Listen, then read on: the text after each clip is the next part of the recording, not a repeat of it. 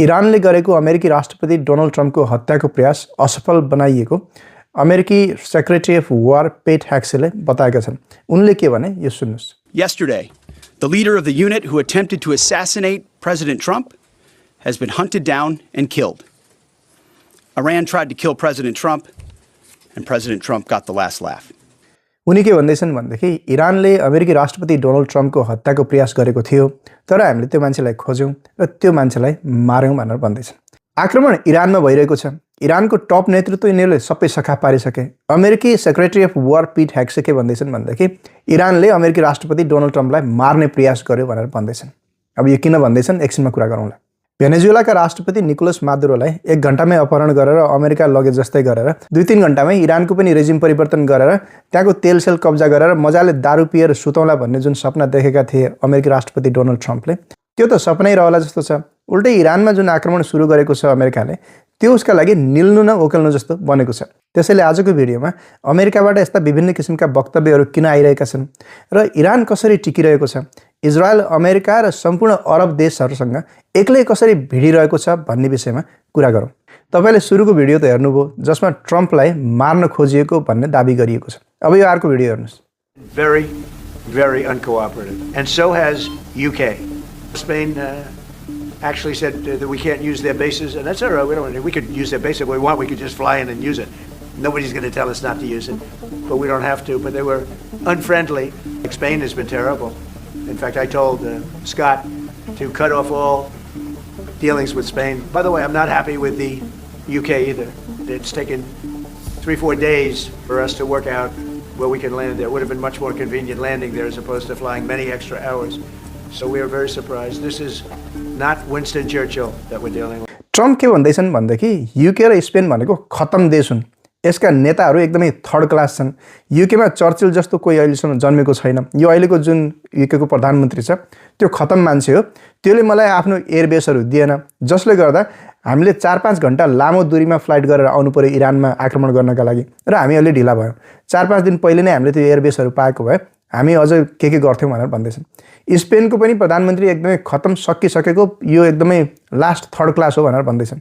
स्पेनका जनता त महान हुन्, तर तिमीहरूको नेता चाहिँ एकदमै पतित मान्छे रहेछ, खतम छ भनेर भन्दैछन् यहाँ। त्यसपछि एउटा समाचारको स्क्रिनशट हेर्नुस्। यसमा के लेखिएको छ भनेदेखि आउने मार्चको 6 तारिकका दिन ट्रम्पले आफ्ना देशभरिका जो यो हतियार बनाउने कम्पनीहरू छन् तिनी सबैलाई मिटिङमा डाकेका छन् भन्ने छ। त्यसपछि यो अर्को न्युज हेर्नुस्। यसमा के लेखिएको छ भनेदेखि इन्स्योरेन्स कम्पनीलाई पोलिटिकल इन्स्योरेन्स देऊ।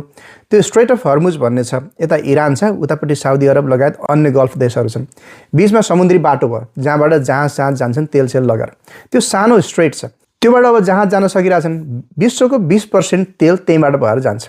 त्यो रोकियो, अब कम्प्लिटली ठप्प भयो। देशहरूमा कुनै पनि देशमा तेल जान पाएन। त्यो नजानुको कारण त्यहाँबाट जाने ट्याङ्करहरूले सुरक्षा पाएनन्।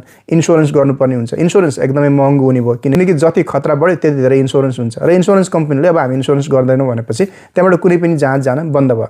उता इरानले पनि हामी ठोक्छौँ भनेको छ। त्यसैले गर्दा कुनै पनि जहाज कम्पनीले रिस्क लिन चाहिरहेको छैन। त्यस्तो अवस्थामा ट्रम्प आफ्ना देशका इन्स्योरेन्स कम्पनीलाई के भन्दैछन् भनेदेखि तिमी इन्स्योरेन्स गरिदेऊ, पैसाको कुरा बिस्तारै मिलाउला हामी दुईको बिचमा, अहिले इन्स्योरेन्स गरिदेऊ, जहाजलाई जानै बनाऊ भन्छन्। इन्स्योरेन्स कम्पनीले किन गर्ने? इन्स्योरेन्स कम्पनी त पैसा कमाउन हुन्छ। उसलाई चाहिँ लस हुने देखेपछि उसले किन गर्छ इन्स्योरेन्स? त्यसपछि ट्रम्प के भन्दैछन् भनेदेखि अब हामी नेभी लगाएर एस्कोर्ट गर्छौँ भनेर भन्दैछन्।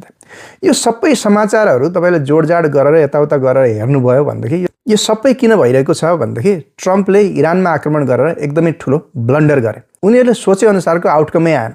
उनीहरूले सोचेको अर्कै थिए। 2-3 घण्टामा सबै रिजिम सखाप हुन्छ, त्यहाँका जनता उठ्नेछन्, त्यसपछि त्यहाँ हामीले चाहेको मान्छे बस्नेछ, कुरा सकियो, यति मात्रै हो, 2-3 ठाउँमा बमसम्म हानौला, कुरा सकिन्छ भन्ने लागेको थियो।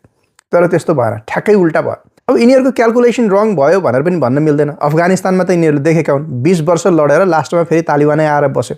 त्यसैले जुन ठाउँ पनि रिलिजियस रिजिम हुन्छ, जहाँ पनि यो धर्मका नाममा स्पेसली इस्लाम भएका ठाउँहरूमा चाहिँ यो एकदमै गाह्रो हुन्छ यो रिजिम चेन्ज गर्नका लागि। हमासको पनि हामीले देखाएको छौँ। हमासका यिनीहरूले टप लिडरलाई मार्दे।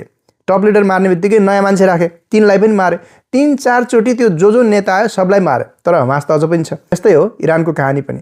जतिजना टपमा मर्दै जान्छन् त्यो नयाँ मान्छेहरूले त्यो ग्याप फिल गर्दै जान्छन्, त्यो सकिँदैन। र रिजिम परिवर्तन सम्भव नभएपछि अब या त अमेरिकाले पछाडि जानु पर्यो, मेरो सक्यो काम यति नै हो, मैले त्यसलाई खमेनालाई मार्नु थियो, मैले मारिदिएँ, अब यिनीहरूको सबै त्यहाँ जति जति बमसम बनाउने ठाउँ थियो सबै सिद्धाइदिए भनेर दाबी गरेर पछाडि हट्नु पर्यो। त्यहाँ पनि अमेरिका कमजोरै देखिने भयो। लडिराखौँ, दिनकै बिलियन्स अफ डलर खर्च भइरहेछ। अब भित्रै समस्या हुन थाल्यो, अमेरिका भित्रैबाट विरोध हुन थाल्यो। अमेरिका भित्रका मान्छेहरू के भन्न थाल्यो भनेपछि हामीलाई खाना छैन, लाउनु छैन, हामी सडकमा सुतिरहेछौँ, त यहाँ वारमा यत्रो पैसा खर्च गर्दैछस्, हामीले कहिले भने तँलाई वारमा जा भनेर भन्दैछन्, प्रश्न गर्दैछन्। अमेरिकी कङ्ग्रेस पनि त्यही भन्दैछ। अब उस्तै पऱ्यो भने त यसलाई इम्पिच गरिदिन सक्ने सम्भावना रह्यो, यसको जागिरै जाला भन्ने सम्भावना रह्यो। जागिर त जान्थ्यो जेलमै हाल्देलान् यस्तो भएपछि। यस्तो समस्या आइलागेपछि अब कहिले मलाई मार्न लाग्थ्यो त्यसैले मैले आक्रमण गरेको भन्ने भयो, कहिले केही भनेर बहाना बनाउनु पर्यो। एउटा अर्को बहाना यो सुन्नुहोस्। The third is the assessment that was made that if we stood and waited for that attack to come first before we hit them, we would suffer much higher casualties. And so the president made the very wise decision. We knew that there was going to be an Israeli action. We knew that that would precipitate an attack against American forces. And we knew that if we didn't preemptively go after them before they launched those attacks, we would suffer higher casualties and perhaps even higher those killed. And then we would all be here answering questions about why we knew that and didn't act. Going back. यसमा Marco Rubio के भन्दैछन् भनेदेखि हामीलाई पहिले नै थाहा थियो इजरायलले आक्रमण गर्छ इरानमा भनेर, त्यसैले गर्दा हामी पनि उनीसँगै लागेर आक्रमण गरेको हो। नभए इजरायलले यदि आक्रमण इरानमा गरेको भए इरानले सबै ठाउँमा आक्रमण गर्थ्यो, हाम्रो धेरै धनजनको क्षति हुन्थ्यो, हाम्रा बेसहरू थिए, इरानले आक्रमण गर्थ्यो अनि हाम्रो धनजनको क्षति हुन्थ्यो, त्यसैले इरानले आक्रमण गर्नुभन्दा पहिले नै हामीले आक्रमण गरेका हौँ भनेर भन्दैछ। इजरायलको लडाइँ तेरो के लेनदेन, किन गएको त्यहाँ, या इजरायललाई रोक्नु पर्थ्यो, इजरायलले त सबै कुरा मान्थ्यो। इजरायलले अमेरिकाको कुरा मान्ने होइन कि अमेरिका इजरायलको कुरा मान्छ, सबै कुरा पैसाको खेल हो। अमेरिकाको चुनावदेखि लिएर हरेक ठाउँमा इजरायलीहरूको पैसा छ, पैसा फेक तमासा देख भन्छ नि, हो त्यस्तै हो। अमेरिकामा जति पनि ठाउँमा ठुल्ठुलो लगानी छ, इन्डस्ट्रीहरू छ, वेपन इन्डस्ट्रीहरूदेखि लिएर सबै कुरामा इजरायलीहरूको लगानी छ। त्यहाँको चुनावमा पनि धेरै इन्फ्लुएन्स छ इजरायलीहरूको, त्यसैले गर्दा पनि त्यहाँका मान्छेहरू यिनलाई नाइ भन्न सक्ने अवस्थामा रहँदैन। अहिलेको लडाइँ खास भन्ने भने इजरायलको लडाइँ हो। इजरायललाई त इरानसँग लड्नै पर्ने थियो, अमेरिकालाई उसले तानेको मात्रै हो। तान्ने बित्तिकै किन आयो अमेरिका भन्ने पनि क्वेसन आउन सक्छ। इजरायलको जासुसी संस्था जुन मोसाद छ, इरानमा मात्रै छैनन् त्यसका मान्छे, अमेरिकामा छन्, ब्रिटेनमा छन्, हरेक ठाउँमा छन्। अमेरिकनका घर घरमा छन्, यिनका नेता सेता सबै यिनका फोनमा सबै ठाउँमा यिनी छन्। यिनीहरूले गरेका कुकर्म पापको सबै कुराको लेखाजोखा छ इजरायलसँग। इजरायल के भन्छ भने चाहिँ मैले भने मानेनस् भनेपछि यो छ तिम्रो सबै मसँग भने भोलिको भोलि यिनीहरूलाई पत्ता साफ गरिदिन सक्छ इजरायल। अनि चाहेर पनि नचाहेर पनि उनीहरूलाई तान्दिन्छ इजरायलले। एक त पैसा लगाएको छ, अर्को यिनीहरूका गरेका कामका सम्पूर्ण फेरिस्त इजरायलसँग छ। त्यस्तो भइसकेपछि अमेरिकाले नाइ भन्न सक्ने अवस्था रहेन। यसमा खास भएको के हो भने इजरायल त आफ्नो अस्तित्वका लागि लडिरहेछ। इरानले त डाइरेक्टली भन्छ मैले सकेको दिन तेरो नाम निशाना मेटाइदिन्छु यहाँबाट भन्छ इरानले। अब त्यस्तो भनिसकेपछि इजरायलले इरानमा आक्रमण गर्नु स्वाभाविकै हो, उसले आफ्नो अस्तित्वको लडाइँ लड्दैछ। तर एक्लै इजरायलले सक्दैन, कुनै पनि देश त्यो रिजनमा इजरायलको समर्थक छैन। सबै अरब देशहरूमा अमेरिकाको कब्जा छ, बेसहरू छ, सबै ठाउँमा उसलाई पैसा पनि अमेरिका लगेर जान्छ, तिमीहरूलाई सुरक्षा दिन्छु भन्छ, ठाउँ ठाउँमा राडार सडार दुनियाँदारी राखेको छ अनि हतियार बेच्छ। त्यसैले गर्दा अमेरिकाले आउनु परेको। अमेरिकन इन्ट्रेस्ट भनेको पैसा, हतियार बेच्ने र आफू शक्तिशाली हुने मात्रै हो। र इजरायलले अमेरिकालाई तान्नुको कारण के हो भनेदेखि म त मेरो अस्तित्वको लडाइँ लड्छु, तर तेल पनि छ त्यहाँ, तेल तिमीहरू लगाउला, मेरो अस्तित्व रक्षाका लागि म त्यो सिद्धाउँछु भनेर आएका हुन् यिनीहरू। अनि यो ट्रम्पले यिनीहरूलाई गाली गर्नुको कारण, युकेलाई स्पेनलाई गाली गर्नुको कारण अब आफ्नो असफलता लुकाउनु पर्यो।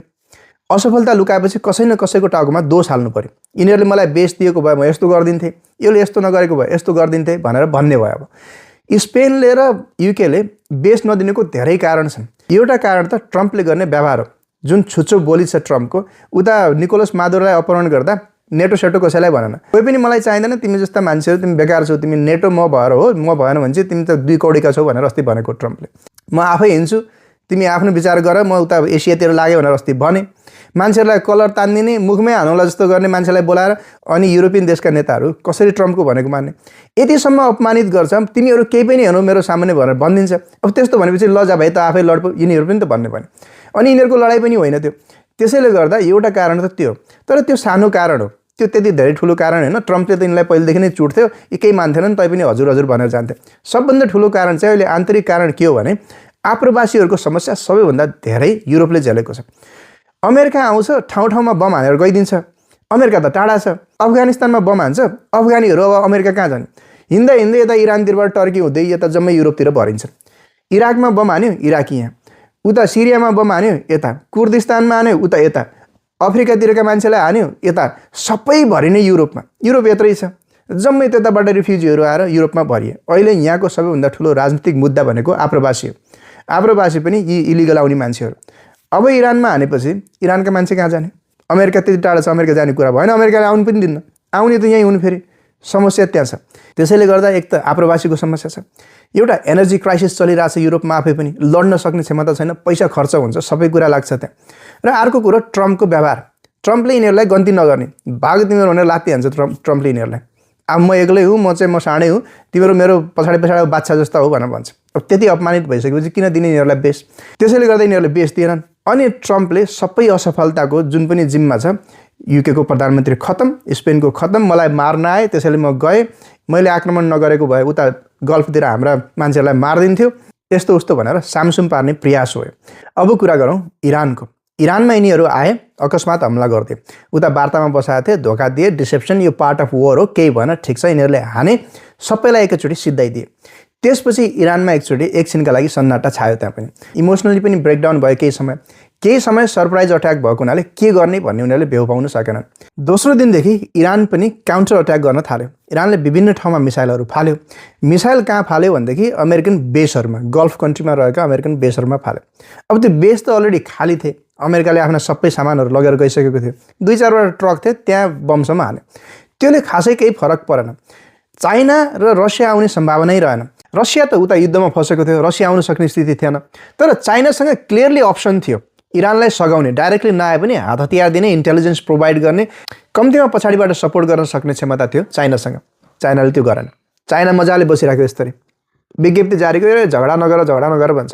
अस्ति उता निकोलस मादुरलाई लग्दा पनि विज्ञप्ति जारी गर्यो, यसरी बस्यो, झगडा नगर है, तिमीहरू झगडा गर्नु ठिक होइन, एकदम बेकार कुरा हो भनेर भन्छ। आज पनि त्यो झगडा नगर बस भन्छ। आफ्नो जुन एउटा स्ट्राटेजिक पार्टनर थियो मिडल इस्टमा, त्यसलाई गुमायो चाइनाले। चाइना जस्तो कमजोर अहिले कोही देखेको छैन। चाइना अब म सुपर पावर बन्छु भन्छ, खै कसरी बन्छ सुपर पावर, म अल्टरनेटिभ पावर हुँ भनेर देखाउनु खोज्छ। यति निरीह, यति कमजोर, यति थर्ड क्लास चाइना कहिले देखेको थिएन जुन अहिले देखिएको छ। अमेरिकाले सबलाई चुटेको चुटै छ, जहाँ पाए त्यहीँ चुट दिन्छ, यिनीहरूका पार्टनरलाई, साथीलाई, सबलाई चुट दिन्छ। अब यिनीहरू के वेट गरेर बसेका छन् थाहा छैन। चाइनालाई चुट नआएपछि मात्रै आउने हो कि यिनीलाई चुट नआए पनि हजुर नचुट, बरु यसो सन्धि गरौँ भन्ने खालको छ अहिलेको यसको हिसाब हेर्दा चाहिँ। यस्तै गर्ला जस्तो छ। यसका सबै साथीलाई, पार्टनरलाई सबलाई चुटेर सिद्धाइसक्यो, यसको ढोकानिर आइसक्यो। चाइना यस्तरी बसेको छ, विज्ञप्ति जारी गर्छ, झगडा नगर, शान्ति बनाऊ भन्छ। यस्तो छ स्थिति। बरु इरान उभिएको छ। इरानको इज्जत आज चाइनाको भन्दा कति माथि छ। जब इरानले देख्यो कि चाइना पनि आउँदैन, यो पनि डरपोको खत्म हो, रसिया आउन सक्ने सम्भावना छैन, अब मलाई बचाउने यहाँ कोही पनि छैन र मैले अब यिनीहरूका खाली बेसमा यो बमसम खसालेर केही हुनेवाला छैन भनिसकेपछि उसले असिमेट्रिक वारको स्ट्राटेजी अपनायो। असिमेट्रिक वारको स्ट्राटेजी भनेको दुईवटा असमान किसिमका जब देशहरू लड्छन्, एउटा कमजोर र एउटा शक्तिशाली, कमजोर देशले शक्तिशाली देशका स्ट्राटेजिक ठाउँहरूमा हान्न सुरु गर्छ, अथवा सबभन्दा बढी क्षति कहाँ हुन्छ त्यहाँ आर्मी सार्मी भन्दैन। त्यसपछि जुन ठाउँमा सबभन्दा बढी क्षति हुने हो त्यो ठाउँमा हान्न सुरु गर्छ। इरानले पनि त्यही नीति अपनायो। अब जहाँ सबभन्दा बढी क्षति हुन्छ यिनीहरूलाई, जहाँ बढी दुख्छ त्यही हान। अब आर्मी सार्मी नभन, आर्मीका बेसेस नखोज, जहाँ हान्न सक्छौ हान भनेर होटलमा हान्न थाले, उता एयरपोर्टमा हानिदियो। डेटा सेन्टरको कुरा तपाईँले सुन्नुभयो होला, एमाजोनको डेटा सेन्टर छ ठुलो मिडल इस्टमा, त्योमा हानिदियो।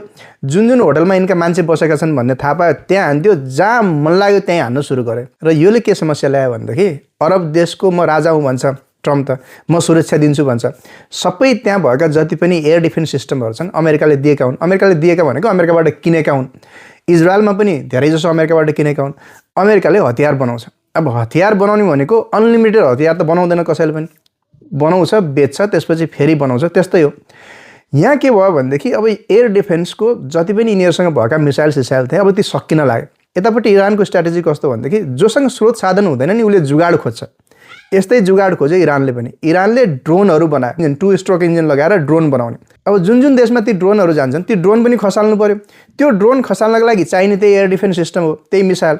उसको ड्रोन 20,000 छ डलरको, यिनीहरूको 10 मिलियनको मिसाइल जानुपर्छ त्यो ड्रोनलाई हान्नका लागि। मिसाइल आए पनि, ड्रोन आए पनि, जे आए पनि अब तिम्रो घरतिर ठोकिन आउँदैछ भने त त्यसलाई त ध्वस्त पार्नु पर्यो। अनि यिनीहरूले आफ्नो एयर डिफेन्स सिस्टम युज गर्नुपर्ने भयो। उसले ड्रोन फाल्यो, उसलाई केही त्यति घाटा भएन, उसले ड्रोन पठाई गऱ्यो। यिनीहरूको अब एयर डिफेन्स सिस्टममा लाग्ने जो हतियारहरू छन् मिसाइल छन् त्यो अब सकिन लाग्यो। अघि जुन समाचार मैले देखाएको थिएँ 6 तारिक अब मिटिङ हुँदैछ, त्यहाँ हतियार बनाउने कम्पनीहरूलाई बोलाएको छ ट्रम्पले। त्यो बोलाउनुको कारण के हो भने फटाफट बनाऊ हतियार सकिन लाग्यो भन्न खोज्यो। अब फटाफट बनाऊ भने पनि टाइम त लाग्छ, हतियार बनाउन, मिसाइल बनाउन, सबै कुरा बनाउन समय लाग्ला। यहाँ त हानेको हानै छ। इरानको स्ट्र्याटेजी एकदम क्लियर छ, म सबभन्दा पहिले यिनीहरूका एयर डिफेन्स सिस्टम जति छन् सबैलाई सकाउँछु, त्यसपछि मसँग भएका जुन स्ट्र्याटेजिक हतियार छन् त्यो चलाउँछु भन्छ। अब इरानको त एयर डिफेन्स सकिसक्यो, त्यसैले इरानका माथि दर्जनौं प्लेन उडेका छन्, इरानमा बम खसाल्दैछन्। इरानले यिनीहरूको एयर डिफेन्स त्यत्तिकै बम हानेर खसाल्न सक्ने अवस्था छैन, न इरानको एयरफोर्स अब बाँकी छ जो गएर यिनीहरूका एयर डिफेन्स सकाओस्। त्यसैले गर्दा उसले आफ्नो जम्मै ड्रोन पठाउँदैछ। ड्रोन पठाएर जब यिनीहरूको यो एयर डिफेन्स सिस्टम एक्जस्ट हुन्छ त्यसपछि अनि योसँग भएका ब्यालिस्टिक मिसाइल, हाइपरसोनिक मिसाइलहरू चलाउला। 50 हाइपरसोनिक मिसाइल चलायो भने 50% पनि यदि सक्सेस रेट भयो भने 25 वटाले ती देशहरूमा ठोक्यो भने के रहला तिनीहरूको स्थिति, के होला तिनीहरूको स्थिति। त्यसैले गर्दा इरानमा हरेक दिन जस्तो 100औं बमहरू खस्दैछन्, यसलाई सम्माइदिन्छु भन्दैछन्। नसम्माएर 2-4 वटा मात्रै ब्यालिस्टिक मिसाइल रहे पनि इरानले यसलाई ठोक्यो भने सकिन्छ, यिनीहरूको सहरका सहर नष्ट हुन्छन्। यस्तो स्थिति छ। त्यसैले गर्दा के गरौँ र कसो गरौँ भन्नुभएको छ। एकातिर मिडल इस्ट बचाउनु पर्ने समस्या छ अमेरिकालाई, अर्कोतिर आफ्नो हतियार पनि सकिन लाग्यो। भोलिको दिनमा अमेरिकाका जुन रिजर्भ हतियारहरू छन् सबै चलाइदियो, केही पनि रहेन भने भोलि कहीँनिर रसियासँग लड्नु पर्यो, चाइनासँग लड्नु पर्यो भने त हतियार त छैन, के गर्ने। त्यसैले गर्दा एकदमै समस्या भएको। अब म्यानेज गर्ने कसरी, रायता फेल गयो भन्छ नि, रायता त फैलियो। अब म्यानेज कसरी गर्ने भनेपछि अहिले टर्कीसँग अलिअलि कुरा हुँदैछ। अब कुरा मिलाउन सक्यो भने टर्कीले मात्रै मिलाउन सक्छ। अमेरिकासँग पनि उसको सम्बन्ध छ, नेटोको सदस्य भएको हुनाले। यता इरानसँग पनि सम्बन्ध छ। उता गल्फका देशहरू त गइसके, खत्तम। उनीहरू कतारले पनि मिलाउन सक्दैन। पहिले कतारै हो यिनीहरूको वार्ता सर्ता गराउने, कुवेत हो वार्ता सर्ता गराउने। सबमा बम हान्दैछ इरानले, जाऊ तिमीहरू वार्ता सर्ता नगराऊ, तिमी पनि पेलिन्छौ अब भन्दैछ उसले। त्यसैले कोही पनि छैनन्। एउटा मात्रै आशा भनेको अब टर्की हो। अब रिजिम परिवर्तन नभए पनि अमेरिकाले के भनिदिन सक्छ भने यिनीहरूले माने, यिनलाई हामीले सबै सिद्धाइदियौँ, खत्म गरिसक्यौँ, यिनले घोडा टेके, अब यिनीहरूले बनाउँदैनौँ मिसाइल सिसाइल भनेका छन्, त्यसैले हामीले यसलाई छोडिदिए भनेर आफ्नो फेस सेभिङ गर्नेतिर लाग्छन् होला उनीहरू। र आजको अवस्था हेर्दा यदि यो वार्ता भयो र साम्य भयो भनेदेखि कसको हार र कसको जित भयो भन्ने कुरा स्पष्ट देखिन्छ। ट्रम्पले उपलब्धि केही पनि गरेन, न ट्रम्पले त्यहाँको तेल कब्जा गरे, न केही। आफ्ना बिलियन्स अफ डलर त्यहाँ खर्च गरिदिए। 3 वटा जहाज खस्यो कुवेतमा। कुवेतले आफैले हानिदिएर खसाले भन्छ, यो फ्रेन्डली फायर हो, हामीले नजानेर हानेका हौँ भन्छ। रिसले पनि हानेको हुनसक्छ। 3 जहाज अमेरिकाको खसाइदियो। त्यसै गरी 6-7 जना मान्छेहरू अमेरिकन सैनिकहरू मारिसके, केही अरू मान्छेहरू पनि मरेको भन्ने खबर छ। सबैभन्दा लस भएको अमेरिकालाई हो। फोकटको युद्धमा गयो, बिलियन्स अफ डलर त्यहाँ खेर फाल्यो। न त्यहाँको रिजिमै परिवर्तन गर्न सक्यो, जो छन् ती मान्छे छन् उनकै मान्छेहरू आएर बसेका छन्, न त्यहाँको तेलमा कब्जा गर्न सक्यो। इरानको सान बढ्यो। इरानले आफूलाई शक्तिशाली रूपमा उभ्यायो। मेरो रिजिम परिवर्तन भएन, मेरो देश हो, मेरो स्वाभिमान हो भनेर उटिकेर बसेको छ। फाइदा भएको इजरायललाई हो। इजरायललाई के फाइदा भयो भनेदेखि इरानियन न्युक्लियर जुन प्रोग्राम छ अब 20औं वर्ष पछाडि धकेल्यो। तिनीहरूका मिसाइल सिसाइल ध्वस्त पारिए, तिनीहरूका विभिन्न इन्फ्रास्ट्रक्चरहरू ध्वस्त पारिए। त्यसैले इजरायल ढुक्क भएर बस्न सक्छ केही समयका लागि। अब 10, 15, 20 वर्षसम्म यसको प्रोग्राम अझ पछाडि धकेलियो। त्यसैले इजरायल ढुक्क भएर बस्न सक्छ। घाटा लागेको भनेको अमेरिकालाई हो। अमेरिकी कांग्रेसले केही न केही गर्ला। धेरै विरोध भइरहेछ। धेरै मान्छेहरू, पुराना नेताहरू आएर यसले एकदम गलत गर्यो। अस्ति भर्खरै यसले मनमानी गरेर ट्यारिफ लगायो। सर्वोच्च अदालतले त्यसको ट्यारिफ खारेज गरिदियो। यसले त्यो ट्यारिफको पैसा नै फिर्ता दिनै छ। आज आक्रमण गर्यो इरानमा, हाम्रो सहमति थिएन, आक्रमण त्यत्तिकै गर्यो भनेर भन्दैछन्। भोलि इम्पिच हुने सम्भावना रहला। यो बुढेसकालमा यसको भविष्य अलिकति राम्रो देखिएन। Thank you very much. I will see in the next video.